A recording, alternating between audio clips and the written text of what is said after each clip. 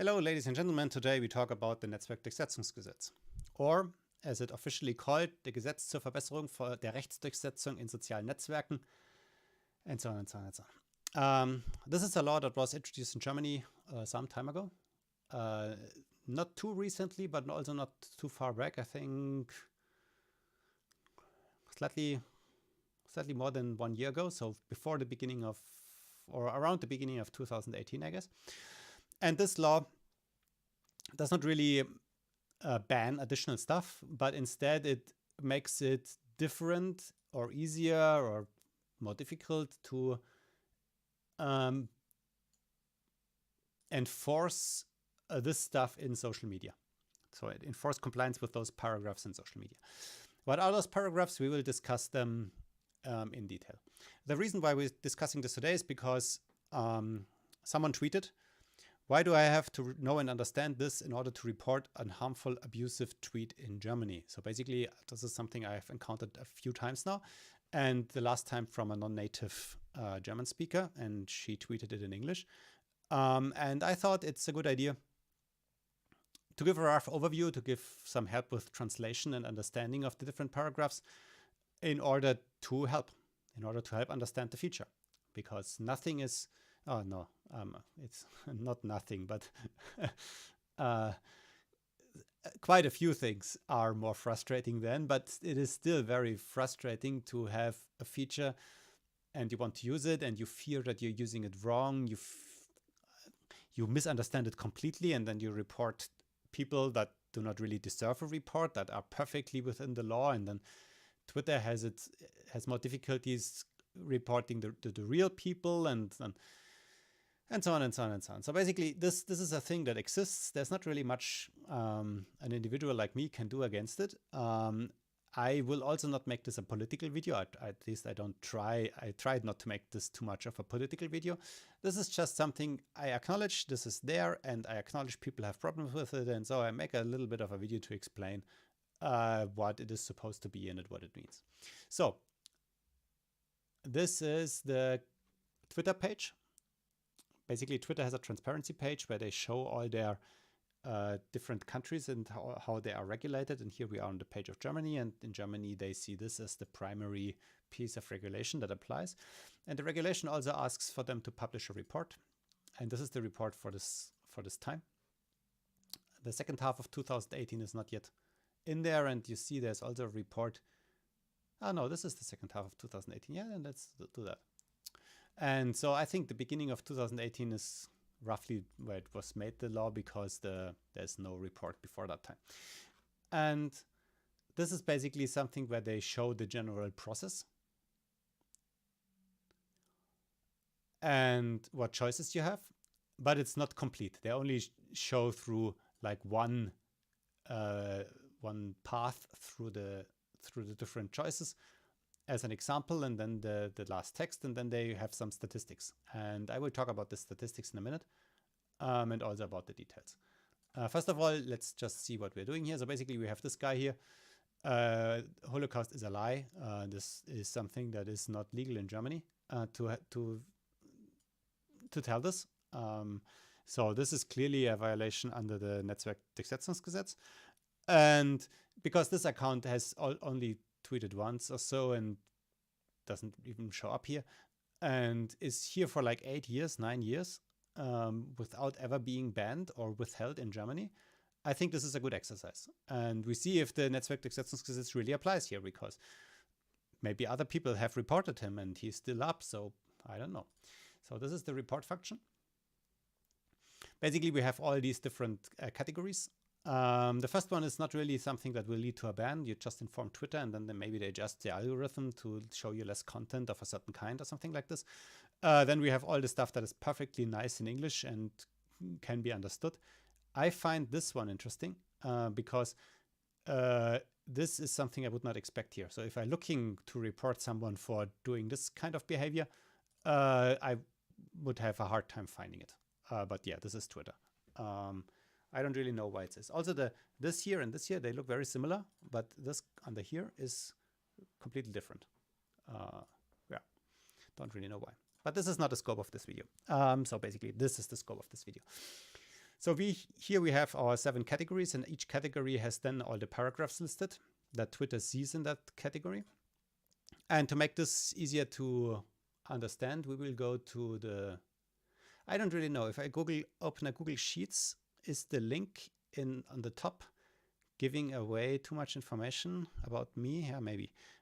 So then let's rather use Excel.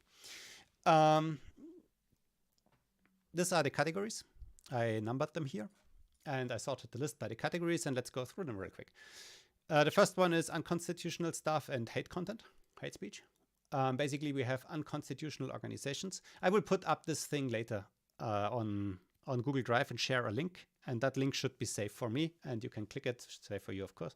And then you see this list and some additional information. I will also put 2 links to organizations that are banned by the Bundesverfassungsschutz and by basically the Secret Service of Germany that protects the Constitution. And so if you do propaganda for them, yeah, that's easy. If you show badges or emblems of them, this is mainly the swastika paragraph or SS runes or something like this that are banned in Germany. Then this is the one that is most prominent. It's Volksverhetzung. Basically, you incite hate specifically against those 4. Maybe there exists another paragraph that then refers to this and also bans hate against, let's say, gender or other groups that are not covered by those 4. But if you read that explicitly, it's only those 4 are mentioned. Consider those examples. For some of them, I did not put up examples because it's super clear, and also as another paragraph exists and it's referring to that, and then you find the examples. But yeah, that's just a rough thing. The big disclaimer at this point, I'm not an attorney. Do not take this as legal advice. Yeah, I will also put it on top of the Excel and in the video description. This is my absolutely well-informed opinion, but nothing more than that. Then, okay, second thing, terrorism. There are different definitions of terrorism, like in our daily speech. Some people say there exists a thing like state terrorism. Some people say no, by definition, that doesn't exist. If a state is doing it, it's called different. The German law says if you create, this is basically Bildung terroristische Vereinigung. So basically, if you want to create an organization for the purpose of, and then a list of crimes, then that's terrorism. So this is, by this definition, you can report content on Twitter that falls under this definition. The same for crime.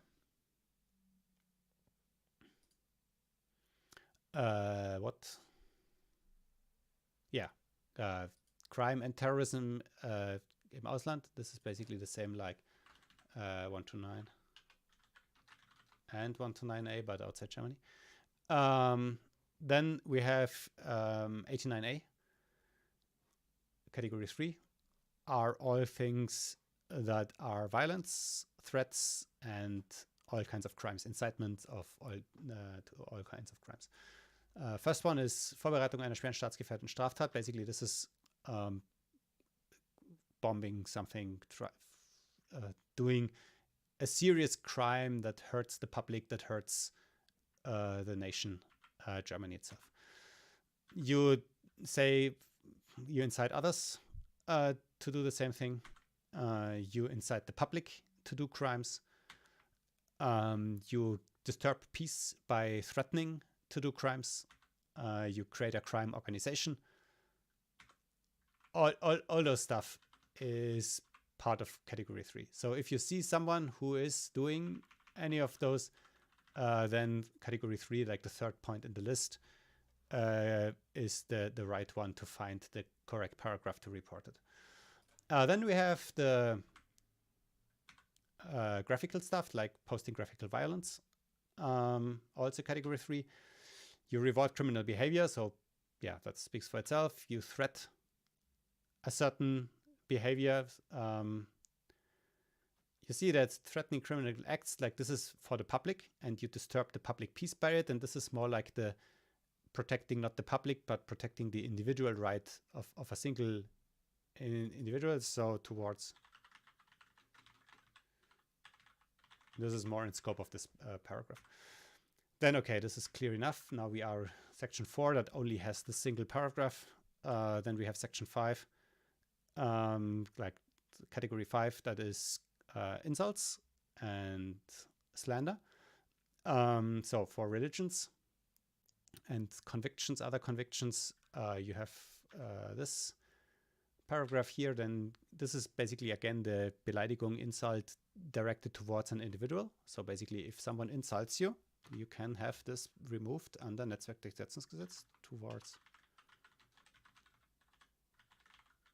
which is very nice. And anyways, all those is all criminal law. So basically, only because you can report that under Netzwerkdurchsetzungsgesetz does not mean that you cannot also report that to police. So if someone really insults you, if someone really threatens you, report them on Twitter and report them to the police. And maybe you don't report them on Twitter, you report them to the police first and wait, because then it's easier for the typical German police officer to go to this computer, go on Twitter and look it up. And if it's already banned or removed, then it's considerably harder for police to get like the first view of this thing, and then let's say, depending on the competence of that police officer, it might make things actually more difficult for him to help you with this. Then we have slander. Here we have two different paragraphs. The first one is if you say bad things about someone that are not necessarily a crime, so you don't accuse him of a crime, but you still slander his reputation. And the second one is if you actually slander him in a way that you say he's a criminal when he really didn't commit any crimes. Then you have this one, basically, again, for this category, only one paragraph, only one section. If you post personal photos of someone that you're not supposed to post. And then we have the last two, which I find really curious, because this is not really Fälschung in the sense of faking a profile or something. This is really Fälschung in the sense of forgery. So a document, a certain document that has a legal character in Germany is called Urkunde. And so if you forge such a document, then this is covered by this one and post it on Twitter. And if you, no, let's correct myself here really quick. It's already forbidden and a criminal act if you do it without posting it on Twitter. But like for Twitter, it becomes even worse because then it also falls under Netzwerkdurchsetzungsgesetz. So if you forge documents, then this is covered by this paragraph. And if you post it on Twitter, then it's covered by this rule or category in the Twitter report function.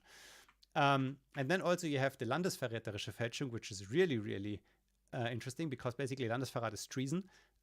If you create fake news, basically, or items, or make statements that influence the relation of Germany with other nations in a way that the security of Germany is threatened, or the relationship with foreign powers suffers and things like that, then this is something that is actually covered by German criminal law and will get you into a lot of trouble, or can get you into a lot of trouble.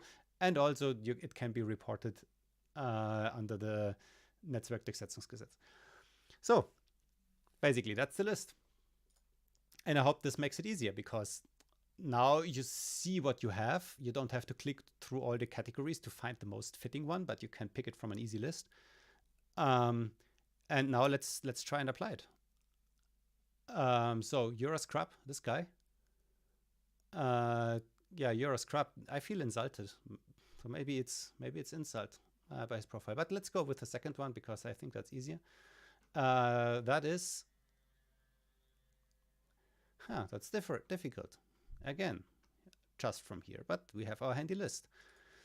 So we had something that was called Volksverhetzung, if I remember correctly. Yeah, here it is. Inciting hate against nations, and so on and so on and so on. The paragraph that bans, this is something that you need to know, the paragraph that bans Holocaust denial goes under hate speech. So let's go with this. Then we use this. Then it says, this is always against whom? It's against me. No, it's not against me. I was not part of it and my family neither. Gegen jemand gerichtet, ich gesetzlich vertrete? No, not neither. And gegen andere gerichtet. Okay, so yeah, against the group. In this case, yes. I do this on my own. I reporting the profile and I'm reporting the name of the profile. Okay, this is the last interesting bit of this video, and the video is now 50 minutes. This is quite short and condensed. I want to keep it that way. So I understand that the reported content will be investigated, and that this complaint can, under this law, lead to the deletion or to the content being withheld in Germany. I understand that this complaint is a drastic accusation. Schwerwiegend, drastic, a serious accusation. All in this complaint contained informations are true and correct, and I submit this because I'm in good faith. This is very important. That the Twitter terms of service or laws are violated. Yes, I'm absolutely in good faith. Holocaust denial is a crime in Germany.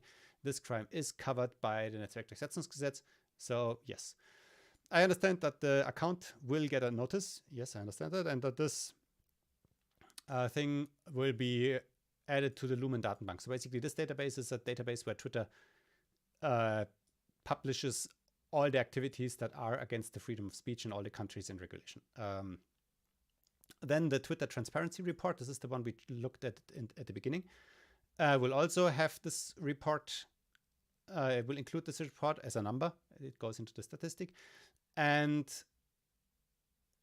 it can be included in reports that Twitter sends to German government organizations. And then this is interesting. I love this UI. You see this? This is a UI. Okay, this is a short detour. Sorry, I get distracted. But this window for pop-ups in Twitter has a certain size. And this size was reported back to the guy writing the actual text. And so he included inside the text a thing that you should scroll to go on. This is absolutely amazing. If now someone changes the size of this window, then they have to change the text. Or if someone changes the text, then they have to move this so that it's again at the bottom of the... Amazing. Absolutely amazing. Okay, let's go on. I understand that when I submit this in an incomplete, invalid, or wrong way, that then the probability is slower that they will accept the complaint. Also, the probability goes down that they accept future complaints. This is something that is interesting because it also works the other way around. I did some tests by reporting a lot of accounts, and initially my success rate was not that high, and a lot of my reports got rejected, even when I thought they are all 100% legit, because I only reported like the worst of the worst, like unspeakable stuff in a lot of those categories that you don't even want to touch. And I did this as some kind of a science project. And if you know how to search it, you will easily find stuff like this. This is something that I will not tell you how to do in this video. And it's interesting because there are accounts, sometimes they're active like for 3 years and 4 years, and they're doing the most atrocious and horrible stuff, and apparently nobody reports them. And they don't get blocked, and they have the opportunity to reach quite a big of an audience in a very bad way. But okay, initially when I started it, a lot of the accounts, they did not act on anything. They just ignored it. Let's say for very well warranted reports. But over time, my success rate went up. So apparently the Twitter algorithm recognizes that if you have a certain success rate, then your credibility goes up. And also maybe with the number of total successful reports, your credibility goes up. And then at the moment when I find someone, this guy, I would say he's most certainly done for after I sent this report. Yeah, but again, a nice detour, which I find kind of problematic because sometimes people make errors, and if they report something that is not really reportable because they were acting in good faith but just made a mistake, that then their right to report in the future is like diminished. That could be considered questionable. But as I said, not a political discussion here. Let's go. I understand that if I do wrong reports, then it can be seen as abuse. And if I do this repeatedly, then they will permanently ban my account and all other accounts that are connected to my person. Yeah, then, yeah, okay. My name is not a secret. This is the typical thing. I understand it, and then bam, okay. Now they also will send me a message, and basically that's it. So that's the whole process. That's the list.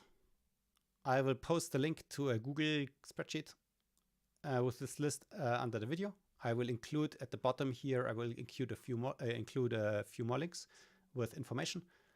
And I hope you find this video not necessarily entertaining, but maybe helpful, maybe instructive and like interesting. And I wish you a most pleasant day. Bye-bye.